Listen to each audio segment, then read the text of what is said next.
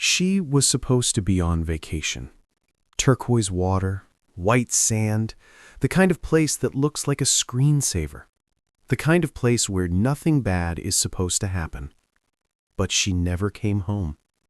And the people who loved her say they still don't know why. Her husband reported her missing on a Tuesday morning. He said he woke up and she was gone. No note, no goodbye. He said he assumed she had gone for a walk, maybe down to the beach, maybe to get breakfast. He waited. And then he waited some more. And then, finally, he called the front desk. By the time local authorities were involved, hours had already passed. Hours that, investigators would later say, may have made all the difference. Now here is what they found when they searched the room. Her passport, still there. Her purse, still there. Her ID, her credit cards, her return flight documents, all of it, exactly where she left it. And her phone, face down on the nightstand, like she had just set it there a moment ago and stepped out. She had not stepped out. She was gone. And for the first few days, the world treated this like a missing persons case, a tragedy, a woman who maybe wandered somewhere she shouldn't have, maybe went swimming alone at night, maybe got disoriented. Sad, terrible, but not unusual. Then investigators looked at that phone, and everything changed. Because in the 48 hours before she disappeared, she had been texting someone, repeatedly, urgently, messages that did not sound like a woman who was planning to go for a midnight walk on the beach. They sounded like a woman who was afraid. And the person she was texting, it was not a stranger. It was not someone random. It was someone connected directly to her life, to her world, to the trip itself. Investigators have not released the full contents of those messages, but what they have confirmed is this. In one of her final texts, she wrote 7 words that stopped the entire investigation cold. We are going to show you those words. But first, you need to understand who this woman was, who this couple was, and why, on the surface, absolutely nothing about this trip should have ended the way it did. Because that is the part that makes this story so hard to look away from. Everything looked perfect, right up until it wasn't. Her name was not supposed to be in the news. She was not famous. She was not a public figure. She was just a woman who worked hard, loved her family, and by every account from the people who knew her, showed up for everyone around her. The kind of person you could call at midnight, and she would answer. The kind of person who remembered your birthday without a reminder.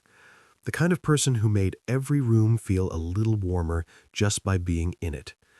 Her friends described her the same way, over and over, in the days after she disappeared. They used the same words. Generous, bright, full of life, and every single one of them said the same thing when asked if they saw this coming. No, never, not in a million years. She and her husband had been together for years, long enough that people who knew them stopped seeing them as 2 separate people and started seeing them as one unit. They finished each other's sentences. They showed up to everything together. Birthdays, funerals, graduations, church. They were the couple that other couples pointed to and said, "That is what we want." If you want to uncover more chilling true crime stories and see justice exposed, subscribe to Crime Vaults as we bring light to the darkest true crime cases and never miss the secrets hidden in plain sight. And the Bahamas trip was not spontaneous. This was planned. This was saved for. This was a celebration, a milestone in their relationship that she had been talking about for months. Her friends remember her showing them the resort photos. They remember her laughing about what she was going to order at the restaurant on the first night. They remember her saying, "I cannot wait. I genuinely cannot wait." She posted a photo the morning they landed. She is smiling. She looks relaxed. She looks happy. There is nothing in her eyes that says anything is wrong. Nothing in her posture. Nothing in the caption she wrote. She tagged the resort. She tagged her husband. She wrote 3 words: finally made it. That was the last thing she ever posted publicly. 22 hours later, she was gone. Now, her husband, because you need to understand him too. By all outward appearances, he was a good man, respected in his community, employed, stable. People who knew him described him as calm, level-headed, the kind of man who did not raise his voice, the kind of man who, when things got hard, kept it together so everyone else could fall apart around him. His family adored him. His friends trusted him. And when she went missing, he did what any devoted husband would do. He went to the front desk. He spoke to the resort staff. He cooperated with local authorities. He gave interviews. He stood in front of cameras with tears in his eyes, and he begged, publicly, repeatedly, for anyone with information to please come forward. Please, if you know anything, if you saw anything, please. He said he just wanted her home safe. He said he could not sleep, could not eat, could not think about anything else. He said the not knowing was the worst part. And watching those early interviews, you believed him. The people around him believed him. The investigators at first believed him. But here's the thing about a perfect life. Sometimes it is real, and sometimes it is the most carefully constructed lie a person has ever told. Because while her husband was standing in front of those cameras, while he was using words like devastated and desperate and I just need her home, investigators were quietly, methodically starting to pull at a thread. A small thread, almost invisible. But when they pulled it, the whole thing started to unravel. The first thing that did not add up was the timeline. Not in a dramatic way. Not in a way that made investigators slam their hands on a table and point fingers. It was subtle. The kind of thing you could explain away if you wanted to. The kind of thing that, on its own, means nothing. But investigators are trained to notice the things that mean nothing, because sometimes the things that mean nothing are the only things that matter. Here is what the husband said happened that night. He said they had dinner together at the resort restaurant. He said it was a good night. Relaxed. They talked, they laughed, they went back to the room. He said she seemed fine, happy even. He said they watched something on television for a while and then they went to sleep. He said he fell asleep before she did. He said the last thing he remembered was her lying beside him in the bed. And when he woke up the next morning, she was gone. That was his account. Consistent, calm, detailed enough to sound credible, vague enough that nothing in it could be immediately disproven. Except the resort restaurant where he said they had dinner that night. The staff had no memory of them being there. Now, that alone means nothing. Restaurants are busy. Staff see hundreds of faces. You cannot expect a server to remember every couple who sits down for a meal. But the resort had cameras, and the cameras covered the restaurant entrance. Every person who walked in and walked out that evening was captured on that footage. They were not on it. Not at the time he said, not an hour before, not an hour after. They were not in that restaurant that night. So where were they? That question sent investigators back through every piece of footage the resort had. Lobby cameras, elevator cameras, the camera positioned above the pool bar that captured a wide angle of the outdoor common area. And that is where they found something. The timestamp read 11:47 p.m. The two of them were standing near the pool bar, and they were not having a relaxed evening. They were not laughing. They were not the picture of a couple on a celebration vacation. They were arguing. Not a quiet disagreement, not a tense whispered conversation that could be misread. Staff members who were working that area of the resort that night were later interviewed. Two of them, independently, without speaking to each other, used the same word to describe what they witnessed. Explosive. They said it was explosive. One staff member said she considered intervening. Said she watched for a moment to see if it would de-escalate. Said it did, but only because she walked away herself. She remembered the woman's face as she walked past. She said she looked like she had been crying. She said she remembered thinking, I hope they work it out. I hope she's okay. She did not know at that moment that within hours that woman would be gone. Now, the husband was asked about this directly, about the argument, about the pool bar, about the timeline that did not match what he originally told investigators. His answer was careful, measured. He said, yes, they had had a small disagreement earlier in the evening. He said he had forgotten to mention it because it was not significant. He said couples argue. He said it was nothing. He said by the time they went to bed, everything was fine between them. He said he did not think it was relevant. Investigators thought differently, because here is what they now knew. He had omitted the argument from his original account. He had placed them at a restaurant where they never appeared on camera, and he had described a peaceful final evening that at least 2 witnesses directly contradicted. 3 details, 3 problems. And they had not even opened the phone yet. That was coming. But before they got to the phone, one of the investigators made a decision to run a standard background check. Routine procedure, something they do in every missing persons case involving a spouse or partner. What came back on that report was not routine. It was not routine at all. And when the lead investigator saw what was on that document, she picked up the phone and called his supervisor immediately. We will get to what she found, but first, the texts. Because you need to read what she wrote before you find out who he really was. The order matters. Trust the order. The phone was locked. Standard passcode, 4 digits, the kind of lock that, under normal circumstances, would require a court order and a digital forensics team and weeks of legal back and forth before investigators could get inside. But they did not need any of that, because the husband unlocked it for them. He handed it over willingly. He said he had nothing to hide. He said if there was anything on that phone that could help find his wife, they were welcome to everything. He said, take it. Look at whatever you need to look at. I want her found. He said that. He unlocked the phone himself, and investigators took it. Now, what they found on that phone did not immediately look like evidence. It looked, at first, like the ordinary digital life of an ordinary woman. Photos, emails, social media apps, notes to herself, reminders, a grocery list she had started and never finished, the small, mundane architecture of a life being lived. But then they opened the messages, and they started reading. She had dozens of conversations running across different apps, family, friends, work contacts, normal, unremarkable, nothing that raised any flags at all. Except for one thread, one conversation that was different from all the others.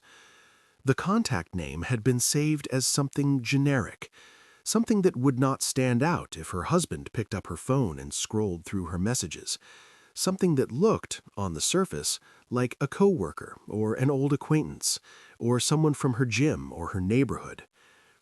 Investigators are not releasing that contact name publicly, not yet. But they are releasing what was said. The thread went back months, not days, not weeks, months. Dozens and dozens of messages exchanged back and forth over a long period of time, and the tone of those messages, it shifted.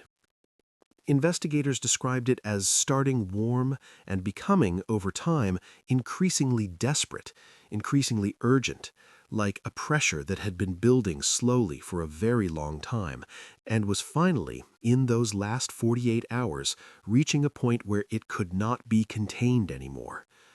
Here are some of what she wrote. Not all of it. Some of it is still part of an active investigation, but enough. 3 weeks before the trip, she wrote, I do not know how much longer I can do this. Something has to change. I am running out of ways to pretend everything is fine. The person on the other end wrote back. They told her to be patient. They told her the timing was not right. They told her to hold on a little longer. She wrote back 4 words. I am so tired. Then the trip was booked, and the messages changed again. There was a tension in them that had not been there before, like she had made a decision. Like something had shifted inside her, and she had stopped waiting for the right moment and started moving towards something, though what that something was, the messages do not make entirely clear.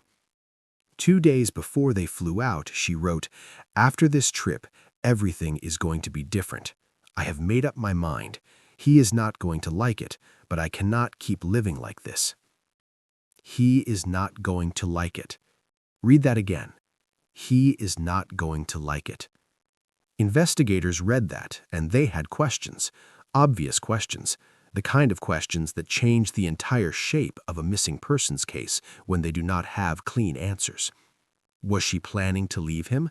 Was she planning to tell him something? Was she planning to end the marriage? Was there someone else involved? Not romantically, but legally, financially. Was there something about this relationship that the outside world had never been allowed to see? The person she was texting responded to that message. They wrote, "Are you sure? Are you absolutely sure you are ready for what comes next?" She did not respond for 6 hours. And then she wrote, "I am sure. Whatever happens, I am sure." That was 3 days before she disappeared. Now fast forward. The night of the argument at the pool bar. The night the restaurant cameras showed they were never at dinner. That same night, late, after midnight, after whatever happened between them near that pool had happened, she picked up her phone. And she sent one more message to that same contact. This is the message investigators say stopped them cold.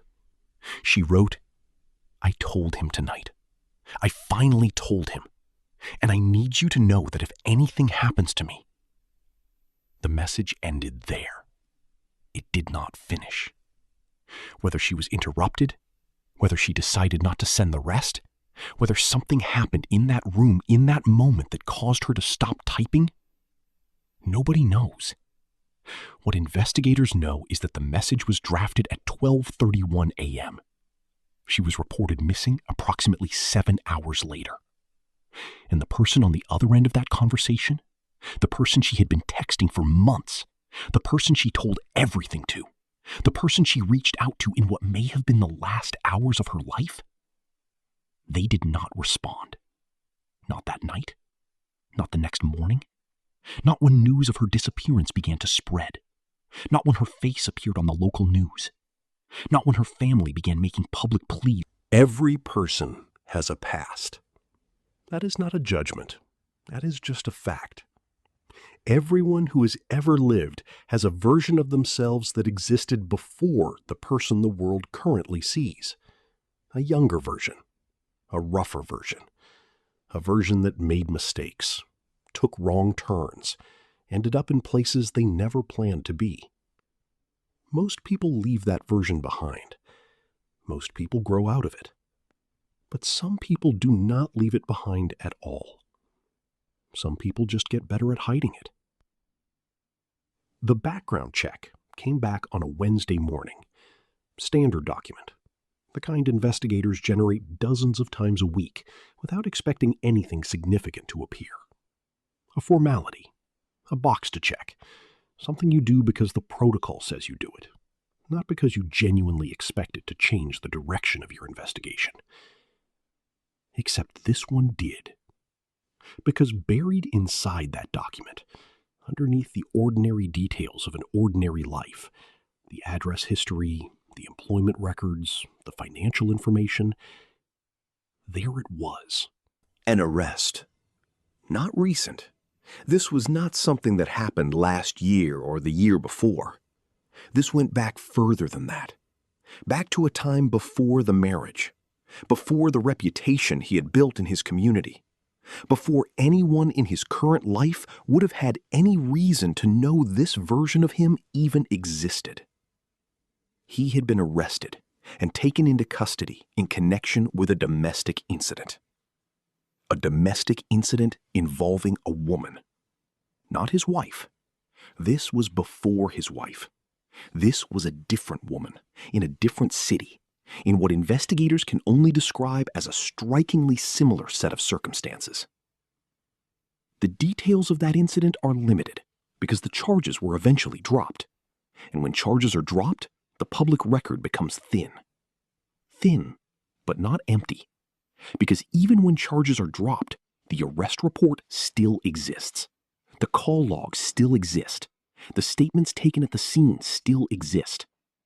And investigators, once they had a reason to look, found all of it. Here is what the arrest report said. A neighbor had called it in.